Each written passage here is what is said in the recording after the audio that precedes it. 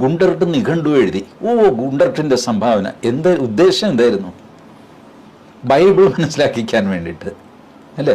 അതുപോലെ ആദ്യത്തെ പത്രം രാജ്യസമാചാരം ഇതൊക്കെ തുടങ്ങിയത് മതപരിവർത്തന ഉദ്ദേശം വെച്ചിട്ടായിരുന്നു. മതപരിവർത്തനത്തിന്റെ ലക്ഷ്യം വെച്ചിട്ടാണ് ഈ പ്രവൃത്തികളെല്ലാം ചെയ്തത്. ഹെർമൻ ഗുണ്ടർട്ട് പോലെയുള്ള, ബെഞ്ചമിൻ മെയ്ലി പോലെയുള്ള മിഷണറിമാരെ പറ്റി ടി.ജി. മോഹൻദാസ് പറയുമ്പോൾ അവരെന്തിനാണ് ഡിക്ഷണറി എഴുതിയത്? അവർ ഡിക്ഷണറി എഴുതിയത് ബൈബിൾ പഠിപ്പിക്കാൻ വേണ്ടിയല്ലേ? ശരിയാണ്, ബൈബിളും പഠിപ്പിക്കണം, ബാക്കിയുള്ള പുസ്തകങ്ങളും പഠിപ്പിക്കണമെന്ന് വെച്ച് തന്നെയാണ് അവർ എഴുതിയത്. നിങ്ങൾ എന്തുകൊണ്ടാണ് ഡിക്ഷണറി എഴുതുന്നത്? കാരണം നിങ്ങളുടെ പുസ്തകം ആരും പഠിപ്പിക്കേണ്ട. ഏതാണ് നല്ലത്?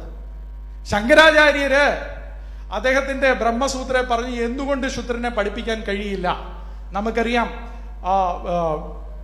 സ്മൃതികളിലൊക്കെ വളരെ വ്യക്തമായിട്ട് പറയുന്നുണ്ട്, വേദം കേൾക്കുന്നവന്റെ കാതിൽ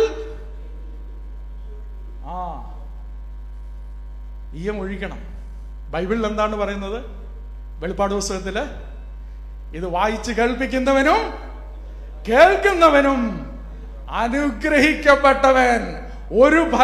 ഒരു സ്ഥലത്ത് നീ ഈയം ഒഴിക്കാൻ വേണ്ടി തയ്യാറായി നിൽക്കുമ്പോൾ മറുവശത്ത് വിശുദ്ധ ബൈബിള് പറയുന്നു ഇത് കേൾക്കുന്നവൻ അനുഗ്രഹിക്കപ്പെട്ടവൻ. ആ അനുഗ്രഹം കൊടുക്കാൻ വേണ്ടി വന്നതാണ് മിഷണറിമാർ.